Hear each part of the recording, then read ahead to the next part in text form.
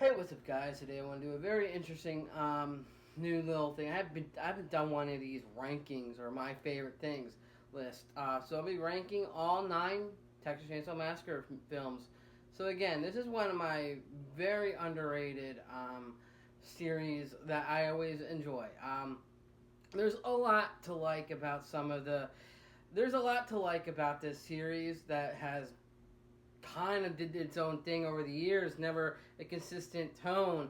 And I think that's kind of what makes the everyone's list to this franchise very personal to their perspectives of what they like in slasher movies. And I kind of like that the Texas Chainsaw Massacre hasn't stayed consistent with a tone to the franchise. And I think there's a lot to like about some of the goofier sequels or the more straight up slasher feeling movies of the franchise. And I think that's basically what comes down to the bullshit of all that. So let's just get started. At number 9, I think the weakest one of the franchise is Next Generation. I don't even own it in my collection to the franchise. And maybe at some point, maybe I'll crack and buy it if I can find it for a cheap, for a cheap buy for it. But it's not one of those ones I would like to rewatch all the time. That's just, I think that's also rewatchability on a personal level too. That also I count on my list. At number 8 is Leatherface, 2017. I think honestly this is one of those Texas Chainsaw Massacre films that tries to do its own thing, but really doesn't really have the best execution of its stories. There's a lot of like prequelitis problems that when horror movies do this, it's like you have to show these kind of things. It's basically not the worst horror prequel type of films that that this franchise has done, but overall I think it's an average fun movie if you're looking for a good time, just to watch. At number 7 is 3D. 2013's Texas Chainsaw Massacre movie. I don't want to say, I don't agree with the crowd that this is the worst of the franchise. Really go back and watch 2, 3, Next Generation. Those movies did a lot of goofy, dumb things, but there's a lot of salvageable elements out of it. And honestly, I don't mind it trying to be what I like to call it, a relaunch to the franchise. I feel like that's kind of what this movie was trying to be, to create some more want for Texas Chainsaw Massacre movies. In this movie, I have a lot of fondness for it. This is one of the few ones that I actually remember seeing the advertisements for when it came out, right around that time frame once I was getting into other horror films. So it was like, oh, let me just watch this. I'll rent it. I'm not going to go see it in theaters or anything, but, I didn't see all these ones, but I do have experiences with some of these movies to the franchise. And that's why it's at 7. For me, it's one of the ones I have some nostalgia, being in my early 20s, really getting more into horror films than I used to when I was younger, in my preteen era. I think at number 6, I've been coming around to this one, is 2022's recent Texas Chainsaw Massacre movie. I feel like there's a lot to like about the tone, the griminess, the slasher movie elements. I think that those are just kind of like what made me enjoy this movie. That's all I have to really say. It just feels like a natural slasher movie to the franchise. That's down to my justification of why it's very low on the list versus like my least favorite ones I'll rewatch, but the ones that I'll always go back to and always watch. At number 5 is 3. Now, why do I like 3 the most? I think what it really did well was it really kind of put it in its own tone.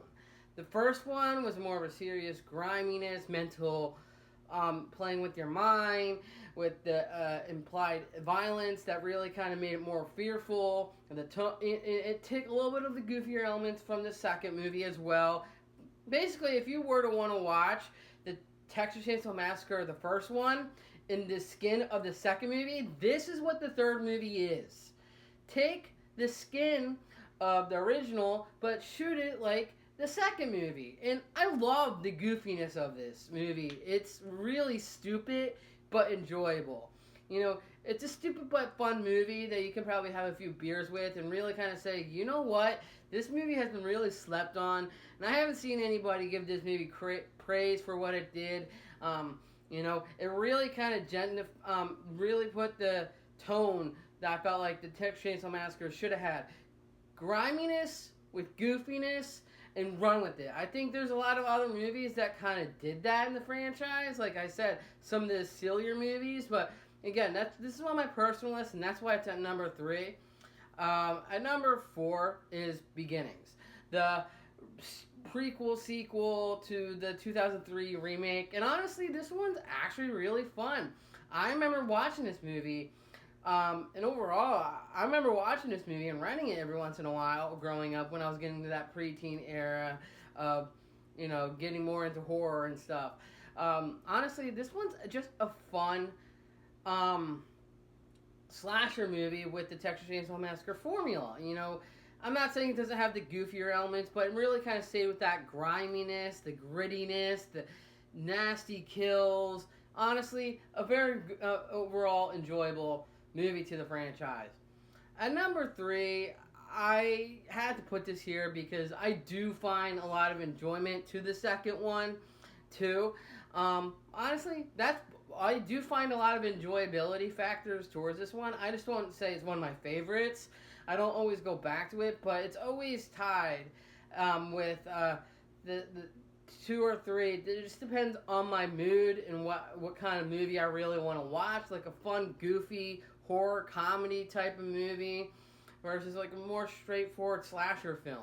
And sometimes I like that straightforward slasher film aesthetic going on. That's why at number 2, it's the remake. I think this one really shows a lot of the stronger elements that made a lot of the straight up slasher movie elements of like what I liked about the 3D movie, the 2022 movie, and 3. It just goes with that balls to the wall enjoyability factor, and it also has great eye candy with Jessica Biel in this movie as well.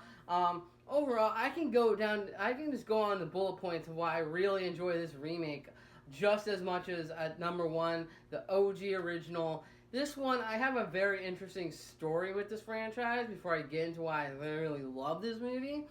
I didn't see the original until later on in life, where I originally watched the beginnings in the remake. So I really had more of that attachment to those movies before.